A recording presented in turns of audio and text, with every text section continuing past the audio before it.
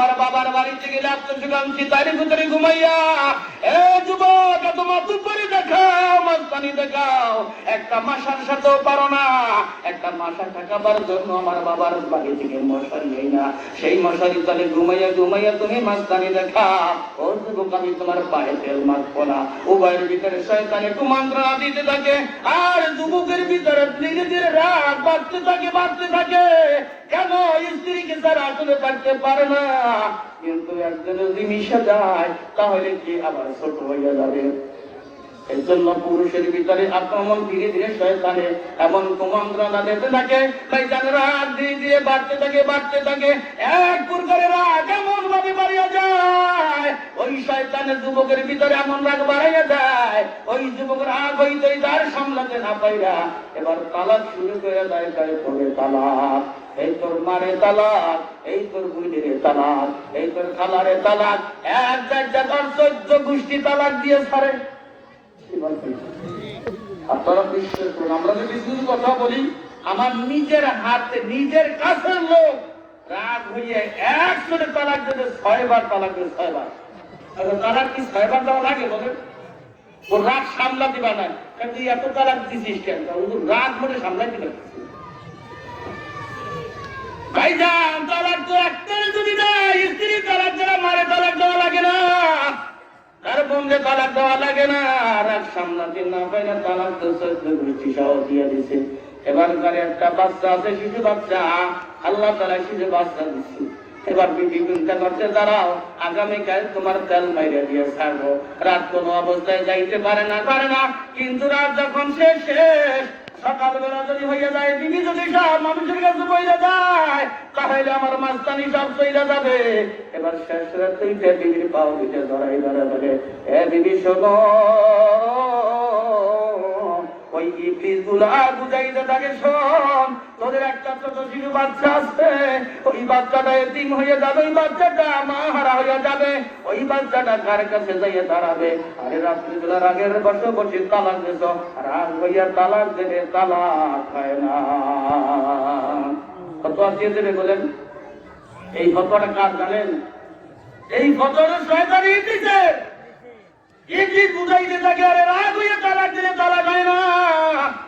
এবার বিবির হাতে ধরিয়া পায়ে ধরিয়া বুঝাইবে, বিবি শোনো, যদি তালাকের কথা কও, সমাজের মধ্যে তুমিও কলঙ্কিত হইবা, আমিও কলঙ্কিত হব।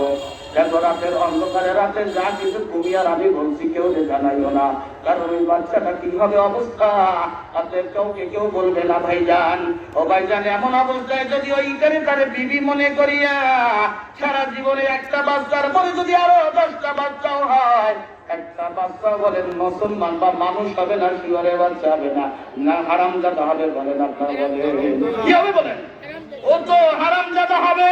কারণ স্ত্রী তালাক দিয়া ওই বিবিকে নিয়ে তুমি যতবার ঘুমাইবা, ওই স্ত্রীর সাথে যতবার তোমার মিলন হবে, প্রত্যেকবার তোমার জেনার গোনা হইতে থাকবে। আর ওই ঘরে যে সন্তান হবে, সেই সন্তান হবে হারামজাদা। আর হারামজাদা হওয়ার কারণে, যার সন্তান হওয়ার কারণে ওই এক সময় ইসলামের বিরুদ্ধে কঠোর হইয়া দাঁড়াবে। বলেন ঠিক কিনা? এজন্য বলেছি, খবরদার, রাতারাত্রি ব্যাপারে আগে ফয়সালা করে ভাবে রাগ গোসা মিটেই করতে হবে। কি বলেন? বুড়াকে যুদ্ধ গেছে, কি বলেন? একে কপালে আনার তেমন নাই। একে এমনি অনেক বুড়ারা আছে, তাকে এমনি আলাদা করে অনেকে ধুয়ে দেয়। কি বলেন? অনেকে দুঃখ এই শীতের সিজনে এইরকম আলাদা আলাদা করে দেয়। আমি বলবো, যদি এমন কেউ থাকেন, তাহলে তাদেরকে শীতের সিজনে, শীতের মৌসুমে একজন বুড়া যেন কষ্ট না পায়, আর আল্লাহ তাআলার পক্ষ থেকে সাকিনা নাযিল। হে মা বোন, খবরদার, তোমরাও শুনে নাও। হযরত আলী রাদিয়াল্লাহু তাআলা আনহুর সাথে হযরত ফাতেমা রাদিয়াল্লাহু তাআলা আনহার সাথে ভাই সামান্য একটু কথা কাটাকাটি হয়ে গেছে। রাতের বেলা আল্লাহ তাআলার পক্ষ থেকে প্রতি রাতে সাকিনা নাযিল হইত। ওই দিনকার এই দুইজনের ভিতরে একটু বাকযুক্তি হওয়ার কারণে আল্লাহ তাআলার পক্ষ থেকে হযরত ফাতেমার বাড়ি সাকিনা বন্ধ হয়ে গেছে। আল্লাহর পয়গম্বর ফজরের নামাজের সময় প্রত্যেকদিন তাকাই দেখতেন ফাতেমার বাড়ি, আসমান থেকে সাকিনা রহমত বর্ষণ হইত। এমন রাসূল দেখতে পারতেন, কিন্তু ঘটনাকে ওই দিনকার আল্লাহর পক্ষ থেকে সাকিনা নাযিল হয় না। আল্লাহর পয়গম্বর ফজরের নামাজের পরে হযরত ফাতেমার বাড়ি রওনা করলেন। হযরত ফাতেমার বাড়িতে গিয়ে বলতেছেন, ফাতেমা, তোমার ভিতরে আলীর ভিতরে আজকে কি হয়েছে জানতে চাই। ভাইজান আসলে জানতে চাই, কিন্তু রাসূল আসার আগে হযরত ফাতেমা হযরত আলীর পাও ধরিয়ে মাফ চাইয়া সমস্যার সমাধান করে বলছে। আল্লাহর পয়গম্বর ফাতেমার কাছে জিজ্ঞাসা যখনই করছেন, হযরত ফাতেমা বলতে না বলতে হাসান হুসাইন দৌড়ে আইসা নানাকে ধরে ধরে বলছে, নানা, মা আব্বার কাছে মাফ চাইয়া তাদের ভিতরে আপোষ মীমাংসা হয়ে গেছে। আল্লাহর পয়গম্বর বলেন, ফাতেমা শোনো, তোমরা দুইজনের ভিতরে যদি এমন রাগ গুসে থাকা অবস্থায় তুমি ফাতেমা যদি মারা যাইতা, আমি তুমি মেয়ের জানাজায় বাবা উপস্থিত হইতাম না। আমাদের দেশের মেয়েরা তো এমন আছে, স্বামীর সাথে অসৎ আচরণ করে, আছে কিনা বলে, আছে কিনা ভাইজান? এগুলো ছিল আইয়ামে জাহিলিয়াতের যুগের ব্যাপার। মান সম্মান তাদের তেমন কিছু ছিল না, একে অপরের মান মর্যাদা জানতো না। আল্লাহর পয়গম্বর দুনিয়া আসার পরে মান মর্যাদা মেয়েদেরকে বাড়াই দিয়েছে। মেয়েদের সম্পর্কে আল্লাহর পয়গম্বর বলেন, আল মারআতু ইযা সাল্লাত খামসাহা, মেয়েরা যদি 5 ওয়াক্ত নামাজ পড়ে, ওয়া সামাত শাহরাহা, মেয়েরা যদি রমজান মাসে রোজাগুলো রাখে, ওয়া সানাত ফারজাহা, মেয়েরা যদি তাদের যৌন অঙ্গকে হেফাজত করে, ওয়া তাআত বালাহা, তারা যদি স্বামীর সেবা যত্ন করে, স্বামীর সন্তুষ্ট অর্জন করে, আল্লাহর পয়গম্বর বলেন, ওই মেয়েটা 4টা আমল যদি সঠিক করতে পারে, ওই মেয়েদের জান্নাতের 8টা দরজা খুলে দেওয়া হয়। জান্নাতের যে দরজা দিয়ে সে জান্নাতে প্রবেশ করতে পারবে। কিন্তু পুরুষের জন্য বিভিন্ন কাজকর্ম করতে হয়, পুরুষের জন্য এতটা সহজ নয়। কি বলেন? এই মেয়েদেরকে বলতে আল্লাহ, মেয়েরা যে বলছে স্বামীর সন্তুষ্টি অর্জন করো, স্বামীর সাথে অনেক মেয়েরা তো অসৎ আচরণ করে। কি বলেন, করে কিনা? অসৎ আচরণ করে কিনা বলেন? এইটাই সমাজের ভিতরে এমন এক বেদি হয়ে দাঁড়াইছে যে অনেক ফ্যামিলিতে আছে এরকম তালাক হয়ে যায়, তালাক দিয়ে যায়। আসলে মানুষ জানে না এদেরকে ঘর সংসার তারা করতে থাকে।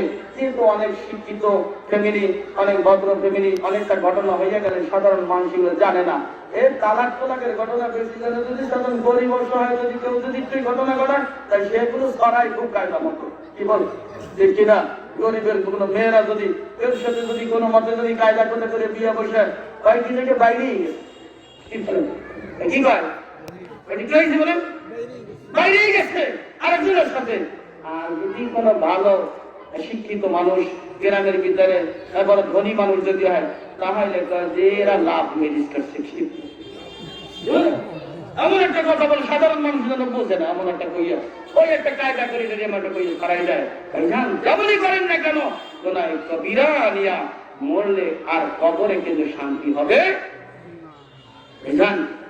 এই দুনিয়া আমাদের ক্ষণস্থায়ী, আখিরাত আমাদের এই দুনিয়ায় কেউ চিরস্থায়ী থাকতে পারছে বলেন?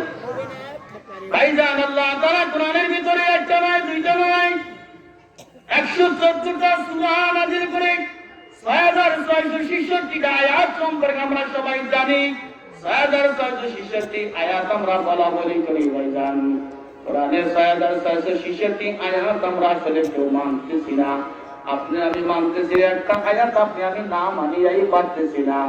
এই আয়াতটা আমরা কেউ অস্বীকার করতে পারি না। আল্লাহ রাব্বুল আলামিন এই পৃথিবীর সমস্ত মানুষ সম্পর্কে আল্লাহ বলেন, কুল্লু নাফসিন যায়িকাতুল মাউত, প্রত্যেকটা প্রাণীর বরণ করতে হবে। 6666 আয়াতের ভিতরে একটা মাত্র আয়াত, কুল্লু নাফসিন যায়িকাতুল মাউত, প্রত্যেকটা মানুষের বরণ করতে হবে। এই কথাটা আমরা 100% বিশ্বাস করি। কেন করি? দেখতেছি আমরা আমাদের বাপ দাদা চোদ্দ পুরুষ যারা সিরিয়ালে মরতে আইছে, সিরিয়ালে আমরাও আছি, পরবর্তীতে যারা আছে তাদেরও সিরিয়াল আছে কিনা বলে। এজন্য ভাইজান আল্লাহ রাব্বুল আলামিন আপনাকে আমাকে এই দুনিয়ার জিন্দেগি, এই দুনিয়া আমাদের ক্ষণস্থায়ী, আখিরাত চিরস্থায়ী। কেমনে আমরা দুনিয়ায় শান্তিতে থাকতে পারি, কেমনে আমরা কবরে শান্তিতে থাকতে পারি, কেমনে আমরা হাসরের ময়দানে শান্তি পারি, সুখী শান্তিতে, আল্লাহ রাব্বুল আলামিন আপনাকে আমাকে একটা সবক দিয়ে দিয়েছেন। আল্লাহ রাব্বুল আলামিন বলেন, ইন্নাল্লাযীনা ক্বালু রাব্বুনা আল্লাহ সুম্মা ইসতাকামু তাতানাজ্জালু আলাইহিমুল মালায়েকা আল্লা তাখাফু ওয়া লা তাহজানু ওয়াবশিরু বিল জান্নাতিল্লাতী কুনতুম তুআদুন। আল্লাহ রাব্বুল আলামিন বলেন, ইন্নাল্লাযীনা ক্বালু রাব্বুনা আল্লাহ, যারা বলবে আমার বলো আল্লাহ,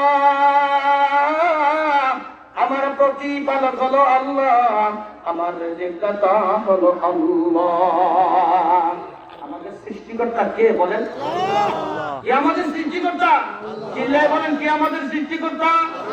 আমাদের পালন কর্তা কে ভাইজান? আমাদের হায়াতের মালিক কে? আমাদের মৌতের মালিক কে?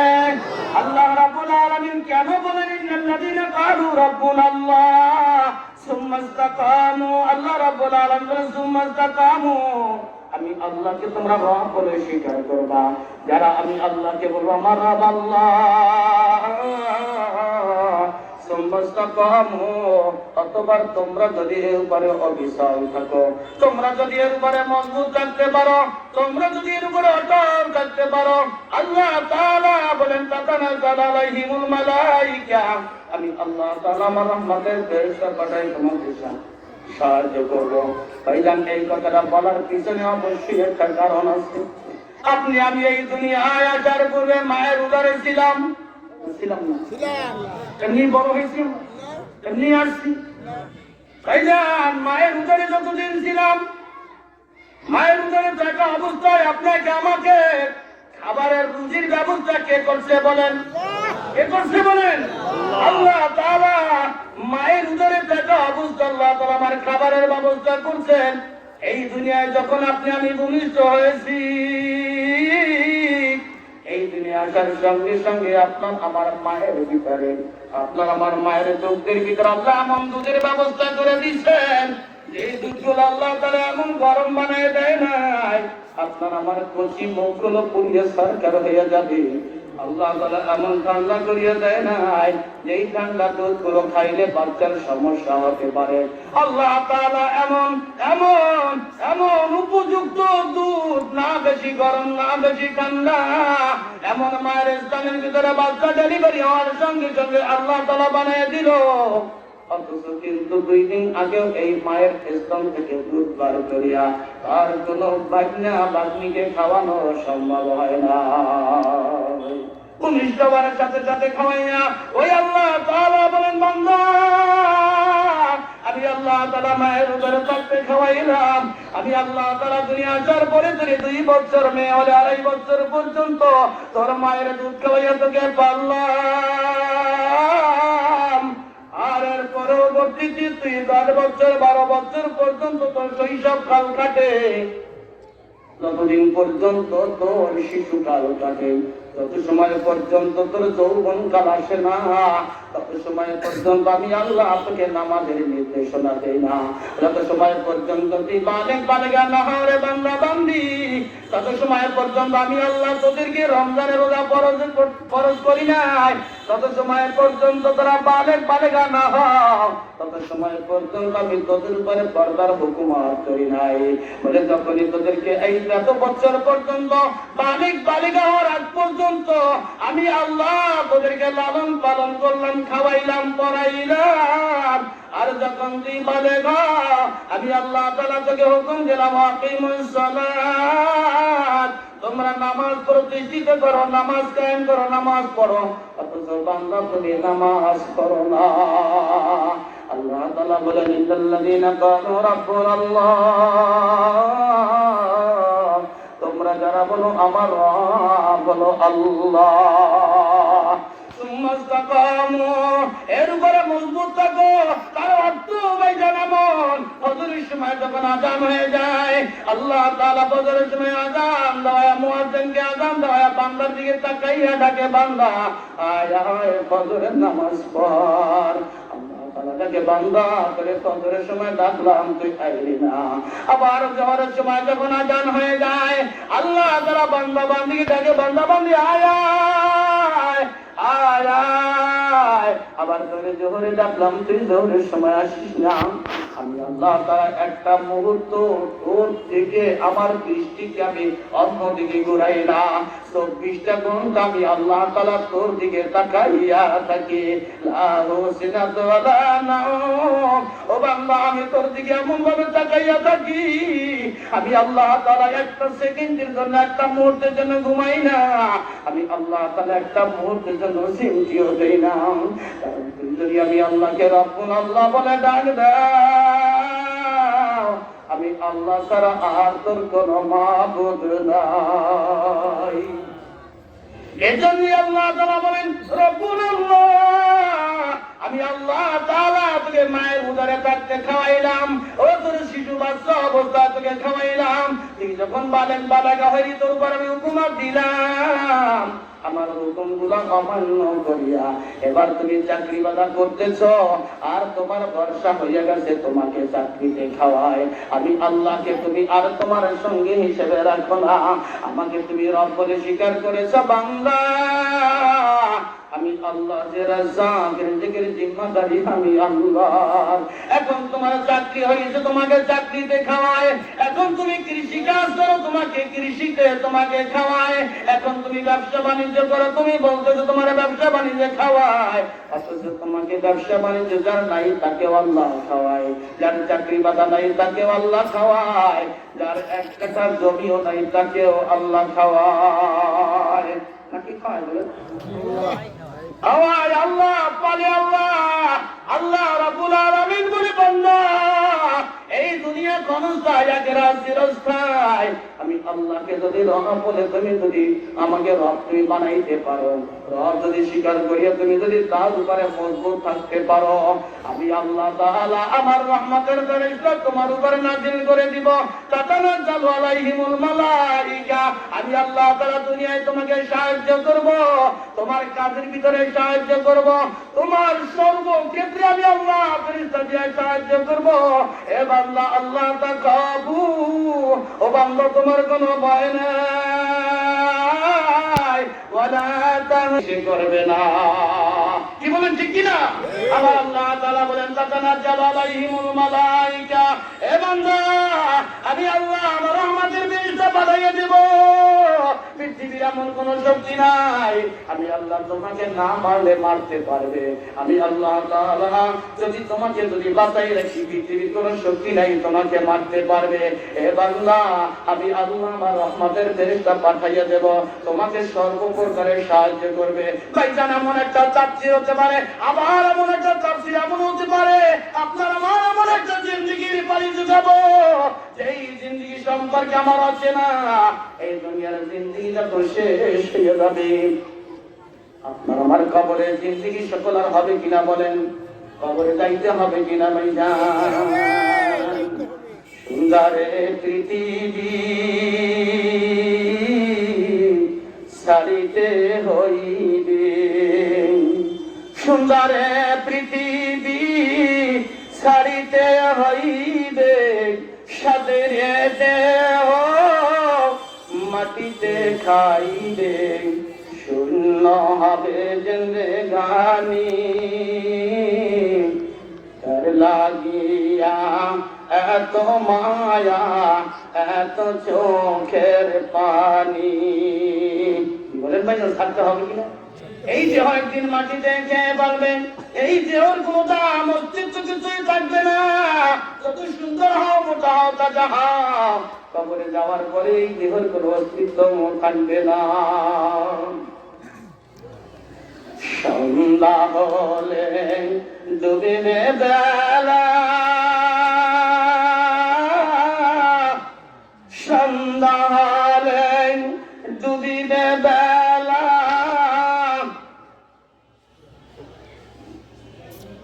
যখনই সন্ধ্যা হয়ে যায়, ডুবে যখন বেলা, ও ভাই জান, এই দিনের অস্তিত্ব আর তখন থাকে না, রাত হয়ে যায়। বলে তোমার আমার যখন এই জিন্দিগির হায়াতের জিন্দিগি যদি শেষ হয়ে যাবে, তোমার আমার তো এমনি করে বেলা ডুবিয়া যাবে। তোমার আমার অন্ধকার কবরের ভিতরে ঢুকতে হবে। সূর্য যেমন ডুবিয়ে গেলে যেমন রাত হয়ে যায়, অন্ধকার হয়ে যায়, তোমার আমার থেকে যখন প্রাণ পাখিটা চলে যাবে, তখন তোমার আমার অন্ধকার কবরে যেতে হবে। ওই কবরের ভিতরে যাবার পূর্বে আমার সেখানে সাথী নাই, বাতি নাই। ও ভাইজান, ওই কবরে আল্লাহ তাআলা রহমতের ফেরেশতা পাঠাই দিবেন আর বলবেন, আল্লাহ ওয়ালা তাহজানু, আল্লাহ তাকাবু ওয়ালা তাহজানু। ও বান্দা, কবরে তুমি ভাবছো তোমার কোনো বন্ধু নাই, বান্ধব নাই। তুমি তো আমি আল্লাহকে রব বলে স্বীকার করেছো। তার উপরে তুমি যখন অটল ছিল, মজবুত ছিল, তোমার কবরে আমি আল্লাহ তাআলা রহমতের ফেরেশতা দিয়ে তোমার সাথীর ব্যবস্থা করে দেব। আল্লাহ তাকাবু, ও বান্দা তোমার কবরে কোনো ভয় নাই। ওয়ালা তাহজানু, ও বান্দা তোমার কবরে কোনো চিন্তা নাই। আমাদের কোনো ভয় থাকবে? ভাইজান, চারটা আমল কিন্তু আমরা সঠিক বানাই নিতে পারি। কয়টা আমল?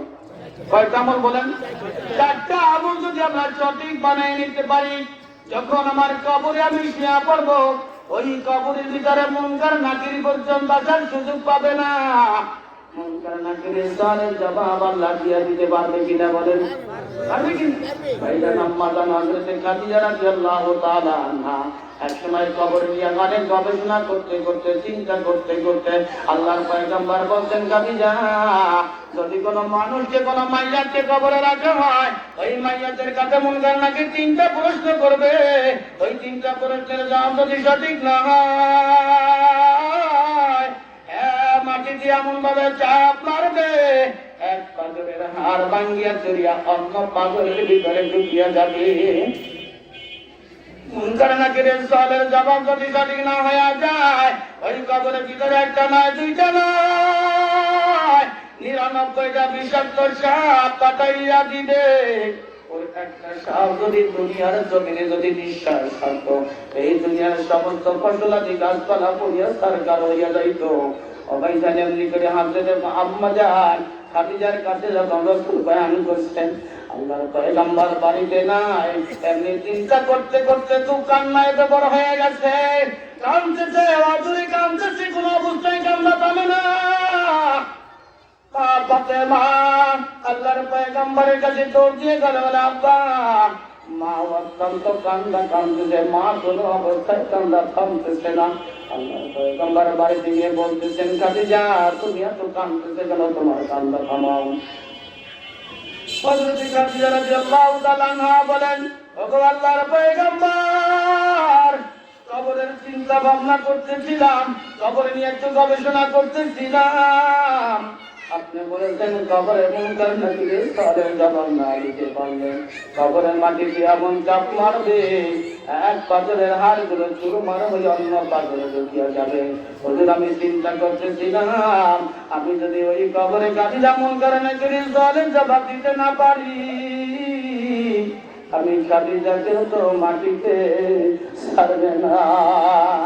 আল্লাহর পয়গম্বর বলেন, খাদিজা, এই দিনের জন্য তোমার সমস্ত সম্পদগুলো আল্লাহর রাস্তায় বিলীন করিয়া দিলাম। ও খাদিজা, যেই সম্পদগুলো আমি পয়গম্বরের জন্য ইসলামের খাতিরে বিলীন করে দিলাম, আল্লাহ তোমার পক্ষে, আমি রাসূল তোমার পক্ষে। ও খাদিজা, তোমার কাঁদতে হবে না। আল্লাহর পয়গম্বরের কাছে বলতেছে, আল্লাহর পয়গম্বর, আপনার কাছে আমার তিনটা দাবি আছে, তিনটা দাবি যদি পূরণ করেন, আমার তিনটা দাবি যদি উপরে আপনি ওয়াদা করেন, হয়তো আমার মনকে আমি সান্ত্বনা দিতে পারি। আল্লাহর পয়গম্বর বললেন, খাদিজা,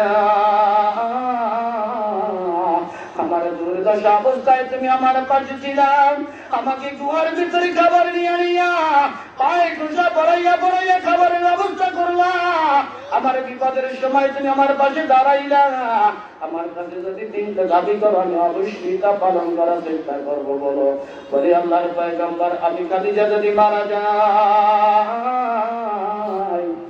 আল্লাহর পয়গম্বর আমার গায়ে আপনার একটা জামা দিয়া কাপড়ের ব্যবস্থা করে দিবেন। আল্লাহর পয়গম্বর আমি কাজীর ইন্তেকাল করলে আমার জানাজাটা আপনি পয়গম্বর নিজে পড়াইয়া দিবেন। আল্লাহর পয়গম্বর আমার তৃতীয় দাবি, আমি যদি কবরে আমাকে যখন রাখা হবে একা করে সমস্ত মানুষ কবরের পায়ে দিয়ে চলে আসবে। আল্লাহর পয়গম্বর আপনি আমার মাথার পাশে বসিয়া মুনকার নাকিরের সওয়ালের জবাব না দিয়া আপনি আমার কবরের পাশ থেকে আলাদা হবেন না। আল্লাহর পয়গম্বর বললেন খাদিজা আমি যদি জীবিত থাকি তুমি মারা যাও তাহলে আমি তোমার দাবি পূরণ করব। কিছুদিন পরে হযরতে খাদিজার ইন্তেকাল হলো। কিন্তু আল্লাহর পয়গম্বর জিজ্ঞাসা করলেন খাদিজা তুমি এই তিনটা প্রশ্ন কেন করলা? ও আমার পর্দালের মা বোনেরা,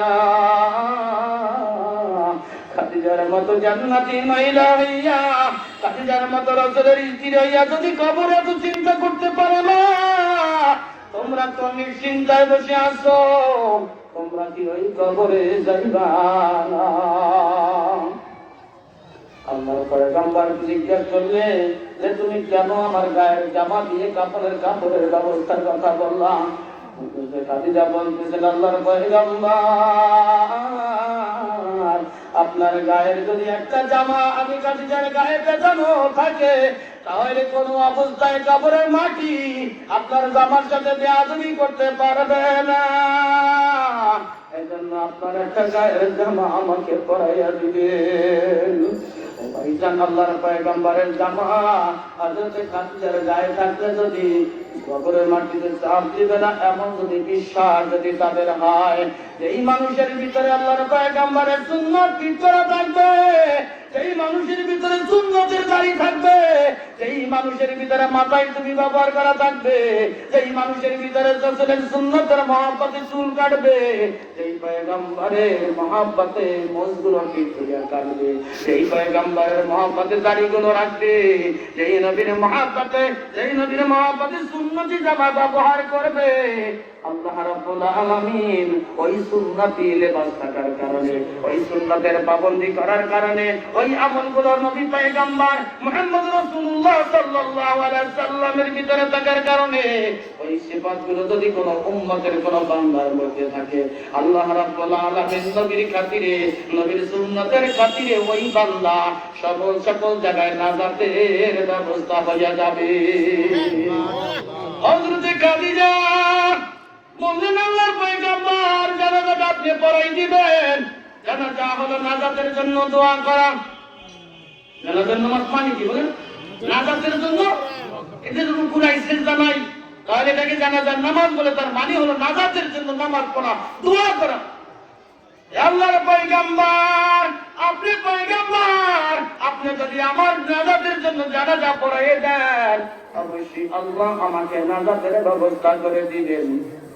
হযরতে আম্মা জান খাদিজা রাদিয়াল্লাহু তাআলা আনহার ইন্তেকালের পরে আল্লাহর পয়গম্বরের জামা দিয়ে তাকে একটা কাপড়ের ব্যবস্থা করলেন। যেহেতু মেয়েদের জন্য 5টা কাপড়ের প্রয়োজন হয়, একটা কাপড় রাসূলের জামা হিসেবে তাকে ব্যবহার করাই দিলেন। আল্লাহর পয়গম্বর জানাজা পড়াই দিলেন। ময়দান থেকে কাপড় সবকিছু সারিয়া জানাজার নামাজ পড়ে যখন কবরে রাখা হলো, মাটি দেওয়া হলো, বলে সবাই ধীরে ধীরে কবরের পাশ থেকে চলে যায়। আল্লাহর পয়গম্বর আম্মা জান হযরতে খাদিজার কবরের মাথার পাশে বসে চোখ দিয়ে হযরতে কাঁদতেছেন। হযরত চোখ দিয়া পানি পড়তেছে, কাঁদতেছে। হযরতে সাহাবায়ে কেরাম আবু বকর কাঁদে, ওমর কাঁদে, সকল সাহাবারা কাঁদে রাসূলের চোখের পানি দেখা। কারণ রাসূলের জীবন দশায় দাদার হাতে লালিত করে তো মা নাই বাবা নাই, মানুষ ইন্তেকাল করছে। এমনি করে হযরত খাদিজা কুরাইশ বংশের মহিলা ছিল, হঠাৎ করে সবাই হারিয়ে গেছে। সাহাবারা ভাবছে হয়তো আল্লাহর পয়গম্বর এজন্য কাঁদতেছেন, এজন্য সাহাবারাও কাঁদতেছে। ভাইজান সাহারা বলতেছে আল্লাহর পয়গম্বর আপনি ওখান থেকে চলে আসেন, আমাদের সাথে আসেন। আল্লাহর পয়গম্বর বলে ও আবু বকর ওমর সাথে আমার 3টা ওয়াদাবদ্ধ ছিল, আমি 2টা ওয়াদা পালন করেছি। একটা ওয়াদা আমি পালন না করি আমি শুনতে পারি না। একটা ওয়াদা পালন করার জন্য আমি অপেক্ষায় রয়েছি। আল্লাহর পয়গম্বর মাথার পাশে বসে অপেক্ষা করতেছেন কখন মুনকার নাকির আসে। আর দীর্ঘ সময় হয়ে যাওয়ার পরে আল্লাহ রাব্বুল আলামিন হযরত জিবরাইল আলাইহিস সালামকে পাঠায় দিয়া বলছে, জিবরাইল যাও আমার পয়গম্বরকে সালাম দিয়া জানাইয়া দাও যে খাদিজা ইসলাম গ্রহণ করিয়া ইসলামের সপক্ষে তার সমস্ত সম্পদ গুলো তিনি রাস্তায় খরচ করে দিল। এই পয়গম্বরের সহধর্মিণী হইয়া নিজে অনেক কষ্ট গেলাস করলো, কবরের মাটির জান্নাত ভয় করলো, মুনকার নাকিরের সওয়ালের তো ভয় করলো। ওই খাদিজার কবরের সওয়ালের জবাব, মুনকার নাকিরের সওয়ালের জবাব আমি হযরত খাদিজার জন্য অপেক্ষা করি নাই গো পয়গম্বর, আপনার জন্য পয়গম্বর অপেক্ষা করি নাই। জিবরিল তুমি জানাই দাও মুনকার নাকিরের সওয়ালের জবাব আল্লাহ রাব্বুল আলামিন নিজে দিয়ে দিয়েছে। সুবহানাল্লাহ। এটাই জানার জন্য বলতেছিলাম কবরে আমাদের আল্লাহ তাআলা রহমতের ফেরেশতা দিবে, বলে কখন দিবেন আমাকে পাহাড়দার বানাইয়া। যদি আমরা প্রতিদিন যদি রাত্রে হোক যে কোনো সময় হোক আমরা সূরা মুলকের তেলাওয়াত করতে পারি, কিসের তেলাওয়াত? সূরা মুলকের তেলাওয়াত যদি করতে পারি, ও ভাইজান আপনাকে আমার কবরের ভিতরে রাখা হলে আপনার আমার মাথার পাশে সূরা মুলকের তেলাওয়াতের বিনিময়ে একজন পাহাড়দার নিযুক্ত করে দিবে। আপনার আমার যদি 5 ওয়াক্ত নামাজ যদি সঠিকভাবে সময় মতো হয়ে যায়, আপনার আমার নামাজটা যদি আর কানা কামটারটা ফরজ সহকারে আদায় হয়, আপনার আমার নামাজটা যদি 14টা ওয়াজিব সহকারে আদায় হয়, আপনার আমার নামাজটা যদি সুন্নাতে মুআক্কাদা 12টা সহ আদায় হয়ে যায়, তাহলে আপনার আমার এই নামাজের বিনিময়ে আল্লাহ তাআলা আপনার আমার কবরে রাখার পাশে ডান পাশে আমার ফেরেশতা আল্লাহ তাআলা পাহারাদার হিসাবে নিযুক্ত করে দিবেন। ও ভাইজান রমজান মাসের রোজাগুলো যদি আল্লাহর সন্তুষ্টির জন্য আমার চক্ষু দ্বারা যদি রোজা রাখাইতে পারি, আমার কান দিয়ে যদি রোজা রাখাইতে পারি, আমার জুবান দিয়ে যদি রোজা রাখাইতে পারি, আমার পেট দিয়ে যদি আমি রোজা রাখাইতে পারি, তাহলে আমার বাম পাশে আমার পাহারাদারের ব্যবস্থা হয়ে যাবে। বলতে পারেন হুজুর চক্ষু দিয়ে রোজা রাখাই কেমন করিয়া? অর্থাৎ চক্ষু দিয়ে অন্যায় ভাবে কিছু দেখা যাবে না, তার মানে পর্দা পুশিদায় চক্ষুকে রাখা। 2 নম্বর আমার কান দিয়ে কোনো গান বাজনা কিবা সেটা শোনা যাবে না, এটা হলো আমার কানের জন্য পর্দা। ও ভাইজান আমার জবান দিয়ে মিথ্যা কিবা শিকায়ত বলা যাবে না, এই জবান দিয়ে পয়সা কথা বলা যাবে না। মেয়েদের সাধারণত অভ্যাস, ওই মেয়েদের সম্পর্কে আল্লাহর পয়গম্বর বলেছেন আস-সাওমা শাহরাহা, কিন্তু তাদের জন্য আলাদা বলার কারণ কি? বলে মেয়েদের সাধারণ অভ্যাস রমজান মাস যখন এসে যায় আর যদি কোনো অবস্থায় বিকেল বেলা শুরু হয়, তাহলে তাদের মেজাজ গুলো 100-তে 100 টনটন করতে থাকে। বলেন ঠিক কিনা? মেজাজ খুব গরম। স্বামী যদি কোন রকমের টেলোমেলো করে, তাহলে কোন জিনিস একটু অভাব হইলে খায়, এমন পুরা কফাইলের ঘরে আইলাম যে একটু পেট ভরিয়ে ভাত ভালো ইফতারি জীবনে খাইতে পারি নাই। আসলে এরকম অনেক মহিলারা কি বলেন, আপনাদের এলাকার মহিলারা হয়তো ভালো আলহামদুলিল্লাহ, এদের সম্পর্কে আমার ভুল ধারণা করা ঠিক হবে না, এরকম অনেক জায়গায় আছে এই কাপড় চুপড়ের একটু সমস্যা নেই, তাই এমন কথা